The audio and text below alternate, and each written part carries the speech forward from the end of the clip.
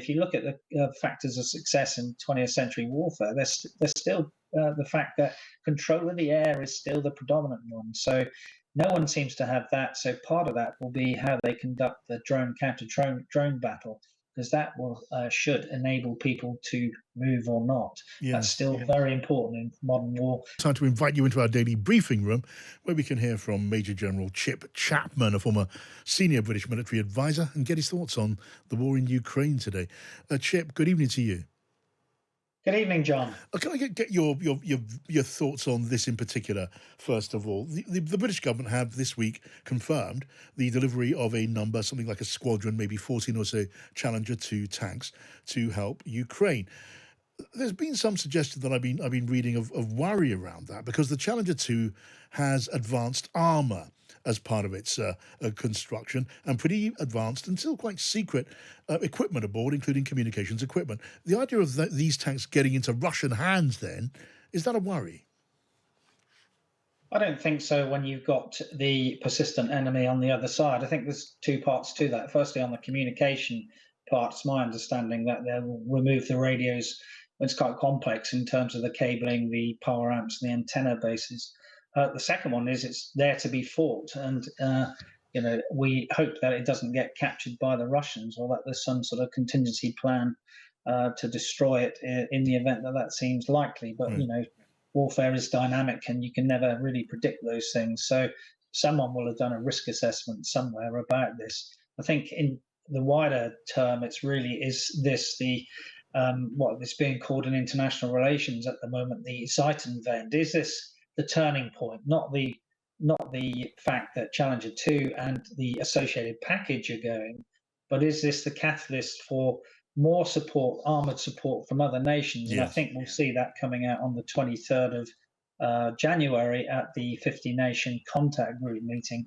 And of course, the key thing at that, because of course Zeitenwende is a German word for turning point, is whether Germany would allow the export licenses for the Leopard tank, because the reality is that Challenger 2 wasn't built in great numbers. It was only fielded by the Oman and the UK, whereas the Leopard 2 was fielded by 20 nations, and 3,500 of those were built. So if you could mass Leopards and give them, and there's various nations in Europe who field them, then that would have a far more significant impact than the 14 Challenger 2.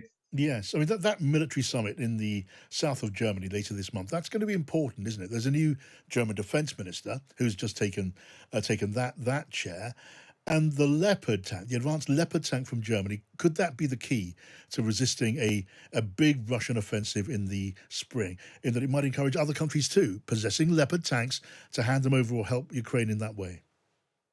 Yeah, well, the whole thing is that you need combined arms capability, which means you need tanks, you need mechanized infantry, which there were already promises of that earlier in the year.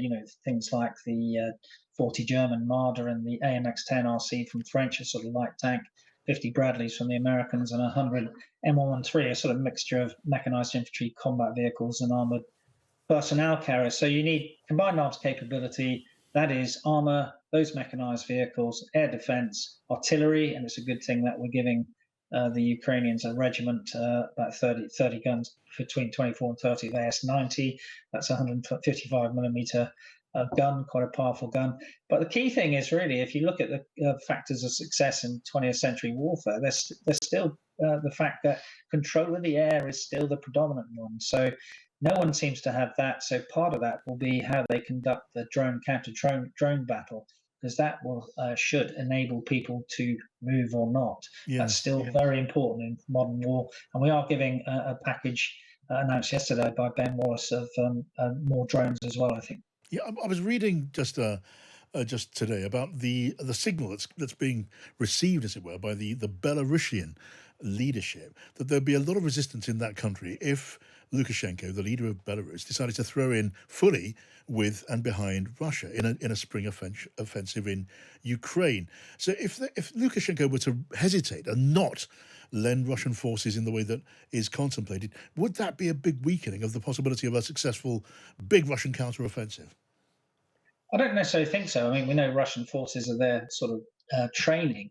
And the key thing about any avenues of approach is they are exactly that. The ways that you actually go and invade a country come down to the terrain. So one of the avenues of approach, as we saw in February last year, is from Belarus. The Yes. others towards Kharkiv, Sumy, down through the Donbass also are the same. So all those are potential avenues which the Russians could use if they can get together a combined arms capability, because we know they've got about 150,000 people still in reserve. Whether that gives them the combined arms capability, where all the tanks and armor for them coming through, and there is the possibility of this mobilization of another 500,000 men, according to Vice Admiral Skibitsky, the deputy head of Ukrainian intelligence. So what you can conclude is that there will be counteroffensives from both sides. It's when and where and who can get there with the most, with the mass combat power, who beats who to the punch, because that's often important in war. What's your hunch on this then, Chip? If there is to be, let's assume that there will be some kind of significant Russian offensive in the spring, could it be a turning point? Yes, another turning point in this war. There are always turning points because war is a very complex activity. To actually say that we know the outcome would be foolish when there are so many scenarios that you can still play for. I keep saying total means and strength of will gives you power resistance. Neither side is broken, so there's still potentially a lot of fighting to come. I'm still favouring the Ukrainians at the moment because I think it was significant today that again there was a very significant visit by senior Americans to Ukraine, and who kind of said that they had a strong and steadfast commitment to Ukraine and its defense against Russia's unprovoked aggression, and that Putin's theory of victory is that the West will give up. The Yes. Americans certainly at the moment are not going to give up, and as long as we continue to support the Ukraine in this way that we seem to be doing in January, which is really what they determined to be, rather than this Putin's thing about his theory of victory, is really a winning faster strategy, the year of victory. Again, whether that plays out or not, who knows, really, John. So it's still a battle of wills. There's an account on social media about how Russian soldiers had destroyed a Wagner Group tank, which is obviously on their own side, that sort of private army on the Russian side. So destroyed a friendly tank by friendly fire. And the Russian soldier telling this story spoke of many Russians being killed, but the defense ministry not even counting them, which goes towards the narrative, doesn't it, of how on the Russian side, the Kremlin and the high military command, they do value life on their own side, well, quite cheaply. Well, I think that's true, but that's a historical reality in the way that the Soviets fought and the way that the Russians are fighting. So, we shouldn't really think that's anything aberrant from the Russian point of view. I mean, we know that they're an immoral army which has done, genocidal bad things in their invasion since February last year. Their value of life is not there, and they are, doing a very attritional model of warfare at the moment, which we're seeing in sort of Solidar and Bakhmut.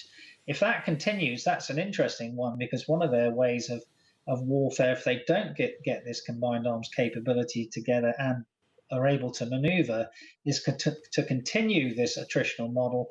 And that, again, would come back to a phrase of Putin's, which is the chicken pecks grain by grain, trying to wear down the Ukrainians just by a reductionism aspect. Really, we got more men than you.